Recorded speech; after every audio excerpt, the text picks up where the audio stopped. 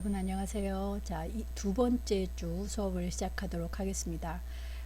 지난주 첫째 주에 이 한국어 의미로운 사이버 캠퍼스로 듣기가 좀 쉽지 않았죠.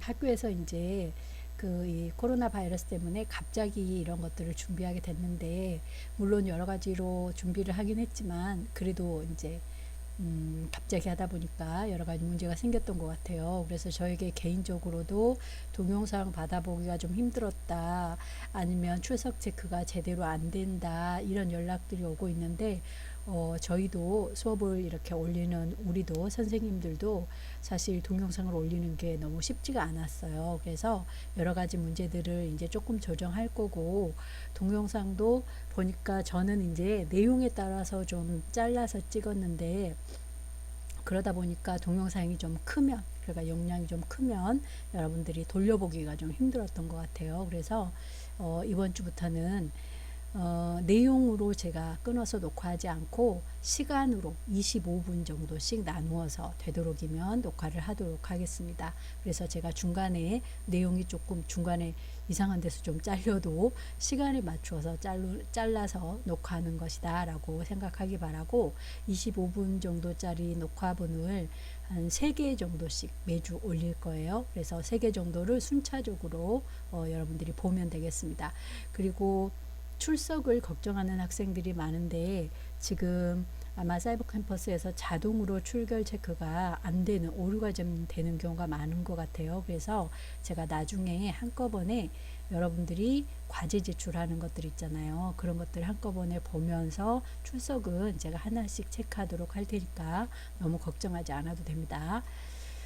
그런데다가 지금 2주가 더 연장되는 바람에 대학원 수업에서 발제가 조금 더 뒤로 미뤄지게 될 것 같아요. 그래서 여러분들이 그 강의 계획서에 보면 어휘의미론, 제가 이렇게 강의하는 게 끝나면 어휘의미론에 대한 논문을 여러분이 발제하는 것, 발표하는 걸로 되어 있는데, 수업이 이렇게 더 많이 진행되기 때문에, 그러니까 지금 이렇게 사이버로 더 많이 진행되기 때문에 제가 어휘의미론, 문장의미론까지 같이 이어서 강의를 하도록 할게요. 그런 후에 논문, 이제 강의실에서 수업을 하게 되면 여러분들과 인사하고, 그리고 논문 발표, 여러분들의 발표로 들어가도록 하겠습니다. 변경된 내용은 제가 공지사항에 변경된 내용을 다시 올려놓도록 하겠습니다. 자, 그러면 수업을 시작해 보도록 합시다. 제가 이제 이번 시간에는, 그러니까 둘째 주 시간과 셋째 주 이어서는 한국어 의미론의 기본적인 것들 하고, 의미란 무엇인가 이런 것들 나올 거예요. 그래서 그런 것들 하고, 어휘 의미론 영역에서 다루어야 할 기본적인 내용들을 보도록 하겠습니다. 혹시 여러분들이 대학원, 지금 국문과 대학원에 오기 전에 다른 학부에서 만약에 언어학을 전공했다면 시멘틱스 맨 앞부분에서 주로 배우는 그런 내용들입니다. 자, 그런 내용들을 한국어에 적용해서 어휘의미론 영역을 제가 내용을 좀 강의를 하도록 하겠습니다. 자, 먼저 어휘의미론으로 들어가기 전에, 자, 어휘의미론이 여기 영역 아니었죠. 그죠? 그래서 한국어 의미론이라고 하면 여기 안에 어휘의미론, 문장의미론, 발화의미론, 이렇게 3개의 영역이 들어가는데, 그 중에서 이 발화의미론 또는 화용론은 의미론 영역 안에서 보기도 하고, 따로 한 영역으로 봤을 때 이 프래그마틱스라고 해서 화용론이라는 다른 영역으로 보기도 한다라고 했었는데, 지금 이화여대 대학원에서는 이 화용론이 의미론 영역 안에서 보는 게 아니라, 여러분들이 다른 수업, 한국어 화용론, 특강 이런 수업에서 들을 수 있을 겁니다. 그래서 저는 이 부분은 하지 않는다라고 얘기했을 거고요. 자, 우리가 한 학기 동안 주로 볼 것이, 자, 여기입니다. 어휘의미론과 문장의미론이고, 여러분들이 나중에 어휘의미론 또는 문장의미론의 한국어죠. 한국어 어휘의미론, 한국어 문장의미론 영역 안에 있는 주제를 잡아서 나중에 이제 학기 말에 소논문을 써야 할 텐데, 어휘 의미론에 관심 있는 학생들도 꽤 많을 거예요. 그래서 이 어휘에 대한 내용들을 제가 기본적인 것들을 강의하도록 하겠습니다. 자, 이 어휘 의미론은 어휘소 자체 의미 분석, 그 다음에 어휘들을 모아놓은 의미장 또는 어휘장, 그리고 의미 관계, 그래서 동의어, 반의어, 동음어 이런 것들이 나오게 될 것이고요. 또는 의미 연상, 이러한 내용들이 어휘 의미론에서 나오게 될 겁니다. 자, 그러면 어휘 의미론으로 들어가기 전에 먼저 이 의미에 대해서 한번 생각해 보도록 합시다. 제가 앞에서 지난주에 언어란 상징의 체계이다. 그런데 어떤 상징의 체계이냐 그러면 언어란 음성과 무엇이 결합했어요? 네, 의미가 결합됐다고 얘기했죠. 의미. 언어란 음성과 의미가 결합한 상징 체계이다, 기호 체계이다 라고 할 수가 있는데, 그랬을 때 의미론이라고 한다면, 이 시멘틱스라고 한다면 어떤 것을 연구하는 거냐 그러면 여기 있는 이 의미를 연구하는 거다라고 할 수가 있습니다. 그런데 이제 이 의미라는 것이 매우 추상적이어서 이 의미가 뭐냐 이것에 대한 질문에 먼저 답을 하고 넘어가 봐야 합니다. 자, 한번 봅시다.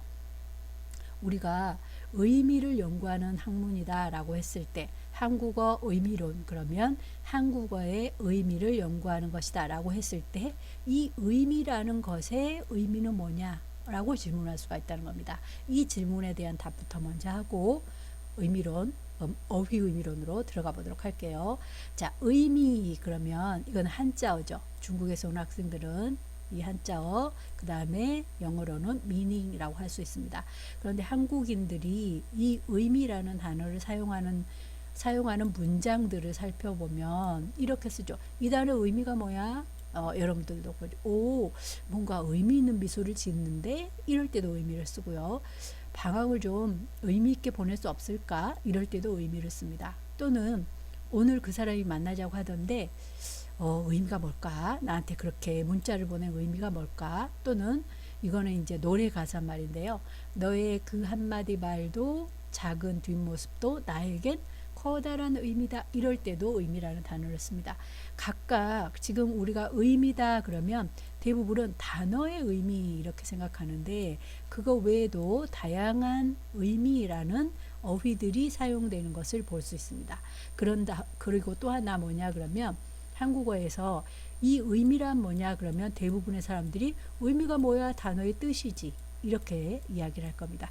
그래서 마치 의미라는 단어와 뜻이라는 단어가 하나의 낱말처럼, 똑같은 낱말처럼 얘기를 하죠. 그런데 정말 완전히 같은가 하는 생각도 해볼 수도 있습니다. 자, 이럴 경우 이 단어의 의미는 뭘까? 이럴 경우에는 뜻으로 바꿔도 되죠. 이 단어의 뜻은 뭘까? 그래서 그 낱말 뜻, 그 단어 뜻 모른다고? 그럼 사전 찾아봐. 이럴 때는 여기 의미랑 동일하죠. 그죠? 그 낱말 의미 모른다고? 그럼 한국어 사전 찾아봐. 이럴 때는 똑같습니다. 그런데 자, 이런 거 보세요. 나는 꽈대 같은 거 별로 뜻 없어. 자, 이럴 때의 뜻은 나는 꽈대 같은 거 별로 의미 없어. 이러면 조금 이상해집니다. 이거는 한국인들에게는 약간 이상한 거예요. 또는 그게 뜻대로 안 되지?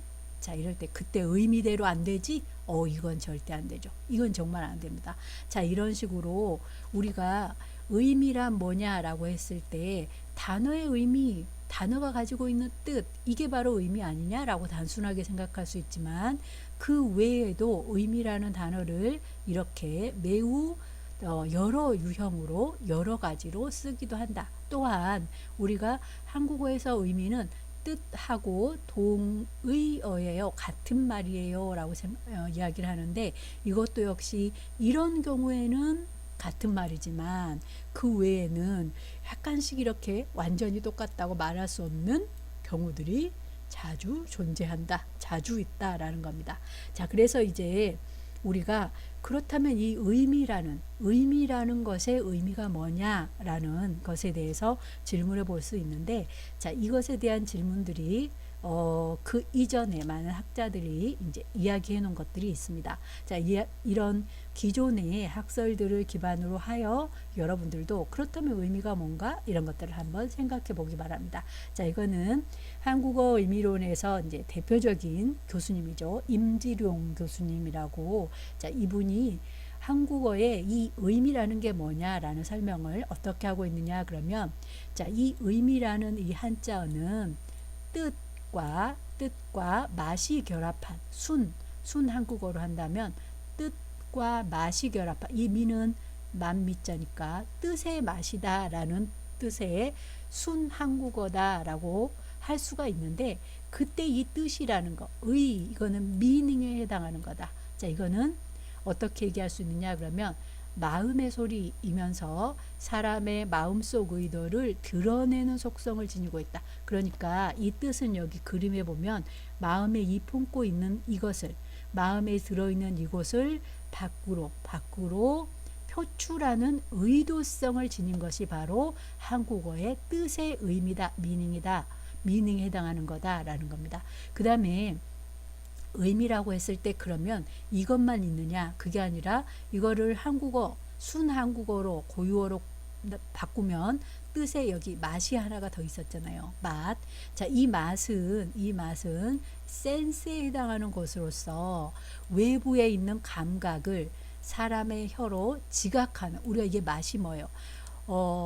맛있는 것을 혀로 맛보는 거잖아요. 그것과 마찬가지로 여기 뜻맛이라고 했을 때 이 맛은 외부에 있는 어떤 감각을 내가 마치 혀로 맛보는 것과 같이 내재적으로 내 안으로 내재화하는 것이다 라고 얘기합니다. 그래서 이걸 다시 얘기하면 이 의는 전달의 뜻이 있죠. 그죠? 내 안에 일어났던 어떤 마음을 화자가 청자에게 밖으로 표출하는, 의도를 표출하는 것을 말하는 거고, 이 의미 할 때 이 맛은 수용이죠. 다른 사람들이 내가 마치 혀로 외부에 있는 어떤 것을, 우유를, 커피를 혀로 맛보는 것과 마찬가지로 수용의 뜻을 지니고 있어서 청자가 말한 어떤 것의 언어적인 표현을 화자가 이해하고 해석하는 데 초점이 있다는 겁니다. 그러니까 지금 우리가 의미라고 했을 때 이거는 뜻과 맛이 결합한 것이다 라고 한다면, 결국 의미 또는 뜻맛은 어떤 거냐 그러면 의사소통의 과정에서 화자가 언어적 표현을 통해서 자신의 의도를 표출하는 어떤 것 플러스 청자가 이것을 받아들여서 수용하는, 해석하는 어떤 것이 같이 결합되어 있는 것이 바로 의미다라고 임지룡 선생님이 해석하고 있습니다. 자, 그 외에도 여러 가지 해석들을, 의미가 무엇이냐라는 해석들을 살펴볼 수가 있습니다. 자, 첫 번째, 이거는 이제 한국 임지룡 선생님뿐만 아니라 우리가 의미론이라고 하면 그 의미론의 의미가 뭐냐라고 했을 때 의미의 정의, 자, 의미의 정의라고 했을 때 의미론의 맨 앞부분, 그러니까 모든 의미론, 그냥 한국어 의미론이 아니라 모든 의미론에서 나오는 기본적인 내용들입니다. 자, 첫 번째가 뭐냐 그러면 지시설이라는 겁니다. 의미가 뭐냐라고 했을 때 어떤 표현의 의미는 그 표현이 실제로 지시하는 대상물, 여기 레퍼런트라고 하는 이 지시체 자체다라고 보는 겁니다. 이것이 바로 지시설이고 의미의 의미 중에 가장 오래된 학설이라고 할 수 있습니다. 그래서 우리가 보통 이제 한국어에 고양이라는 익스프레션, 표현이 있죠. 소리가 있습니다. 고양이의 의미가 뭐냐? 아까 제가 언어란 어떤 거냐 그러면 음성과 소리와 무엇이 결합되어 있다고 했어요? 의미가 결합되어 있다고 얘기했잖아요.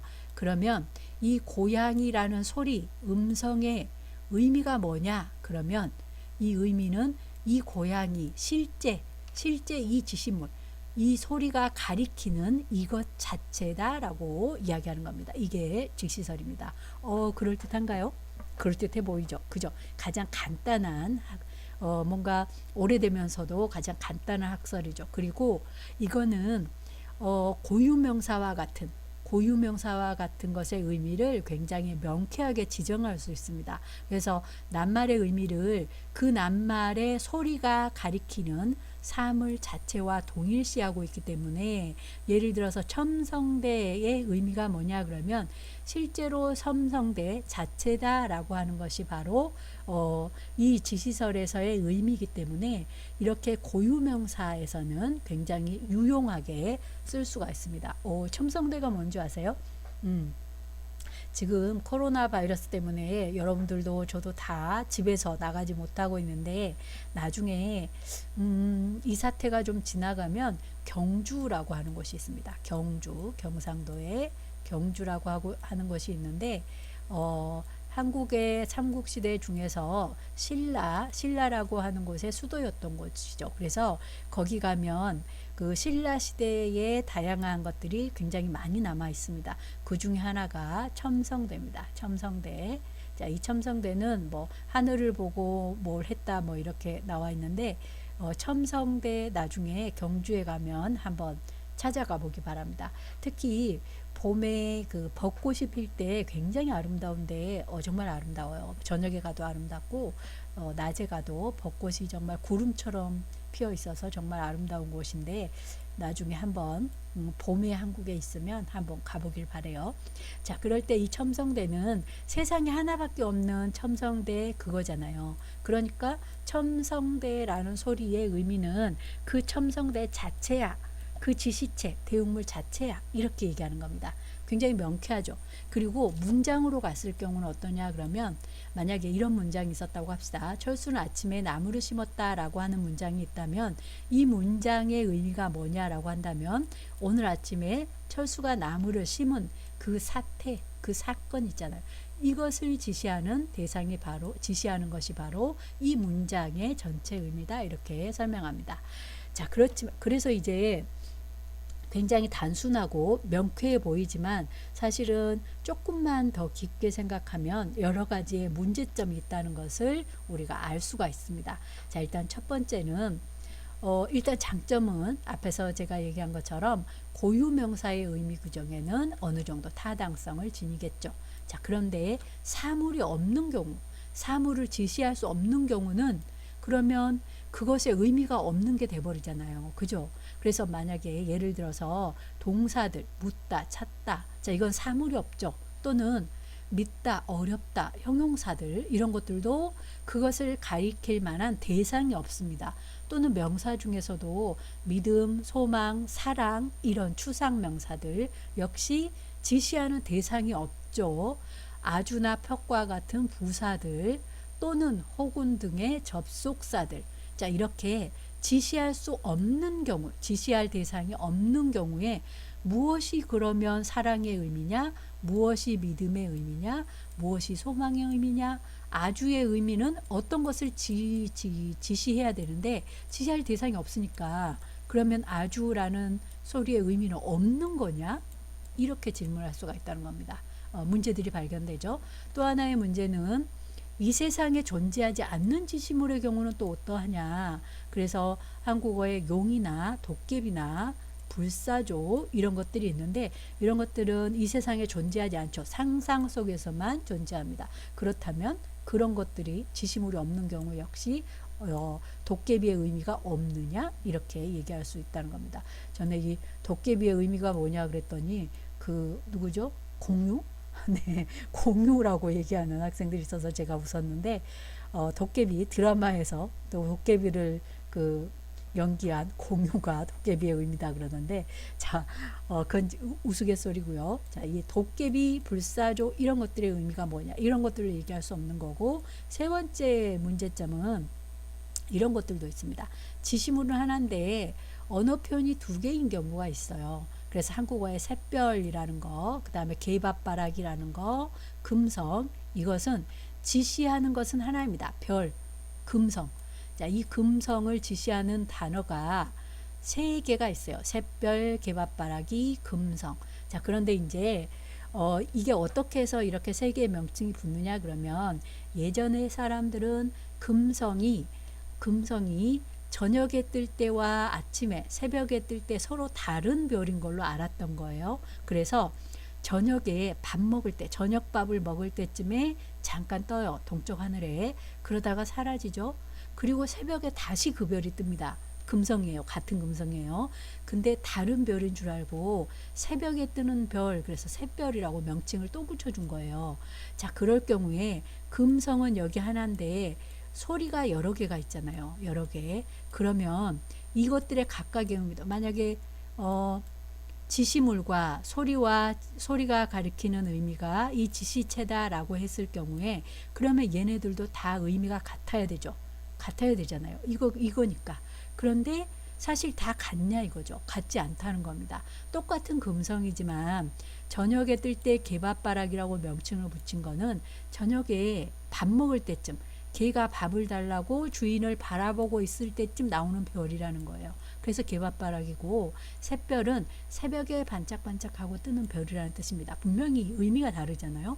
그런데 지시물이 같다고 해서 이 둘의 의미가 같다 이렇게 말할 수는 없다는 거죠. 여기도 자 이도와 세종대왕이 동일한 인물입니다. 이 한글을 창제한 세종대왕 광화문에 가면 이렇게 근엄하게 앉아 계시는 그분이죠. 자, 이 세종대왕의 이름은 이도죠. 이도. 그러면 이도와 세종대왕은 동일한 사람인데 한국인들이 이도라고 명칭하는 것보다 세종대왕이라고 했을 때 훨씬 더 많은 존경의 의미를 담고 있는 걸 볼 수가 있잖아요. 그러면 이것도 동일한 인물을 지시하고 있긴 하지만 의미는 사실은 같다고 볼 수 없는 거죠. 자, 이런 문제점들이 등장하게 된다는 겁니다. 그래서 이제 그 다음에 등장하는 것이 바로 개념설입니다. 시간을 제가 보니까 한 조금 더 개념설부터는 좀 잘라서 해야 될 것 같아요. 잠깐 제가 개념설에서 자르고 그 다음에 개념설이 좀 설명할 게 많으니까 개념설 다음부터 두 번째 동영상에서 보도록 할게요.